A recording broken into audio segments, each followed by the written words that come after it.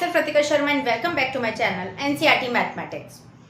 अभी बहुत सारे बच्चों के सबके मैथ्स के एग्ज़ाम ऑलमोस्ट हो चुके हैं ओवर। चाहे क्लास 10th की बात करो चाहे क्लास 9th की बात करो, अगर किसी के रह गए हो तो बात अलग है, ऑलमोस्ट एग्ज़ाम टाइम चल ही रहा है।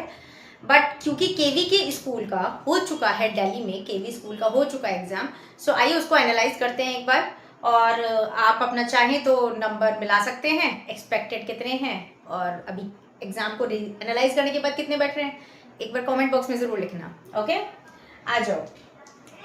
सबसे पहले ट्रू फॉल्स आते हैं आपके, नॉट ट्रू फॉल्स, आपको सिर्फ ये बताना है विच इज ट्रू, यानी विच स्टेटमेंट इज ट्रू।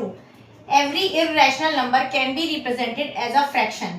तो क्या बताओ कि जो हमारे इररेशनल नंबर होते हैं क्या वो फ्रैक्शन में हम डिनोट कर सकते हैं? कर सकते हैं, लेकिन यही एक प्रोस्पेक्टिव हमारा रैशनल नंबर के लिए भी होता है। और इन चारों को जब आप पढ़ोगे तो आपको एग्जैक्ट ट्रू समझ में आएगा, तो फिलहाल के लिए ये फॉल्स में आएगा। Every irrational number can be represented with the help of decimals. एक मिनट रुको जरा, ये भी सही हो सकता है, अभी समझाती हूँ आगे। Every rational number can be represented as a fraction. अब आप जब अपनी बुक खोल के देखेंगे तो ये बुक के अकॉर्डिंग बिल्कुल ट्रू बैठता है। अब कंफ्यूजन क्रिएट होता है कि ये ट्रू कि ये ट्रू, इसका भी रुक जाओ अभी एक minute. Every rational number can be represented as an integer, ये चीज गलत है क्योंकि वो इंटीजर के फॉर्म में नहीं आएगा, फ्रैक्शन की फॉर्म में आता है, तभी वो रैशनल नंबर बनता है। प्रॉब्लम आती है अब इस ये ट्रू कि ये ट्रू। अब आप ध्यान रखना, क्योंकि आपकी जब आप बुक ओपन करते हो और उसमें स्टार्टिंग में ही सब कुछ यही मेंशन किया गया है, ये वाला पूरा का पूरा एज इट इज आपको मिल जाएगा आप ही की बुक में, तो ये ट्रू माना जाएगा।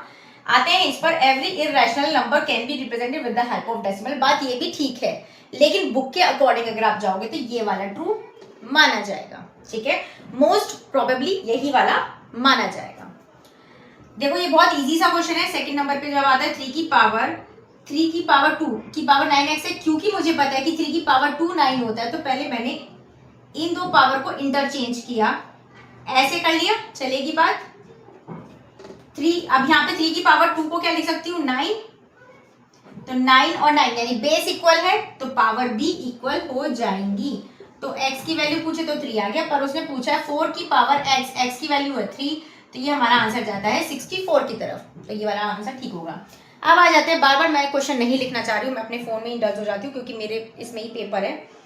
आते हैं, अब आपको अपनी स्क्रीन पर देखना है, आ जाओ। If one angle of a triangle is equal to the sum of other two angles of the same triangle, मतलब एक ही ट्राइंगल की बात हो रही है यहाँ पर।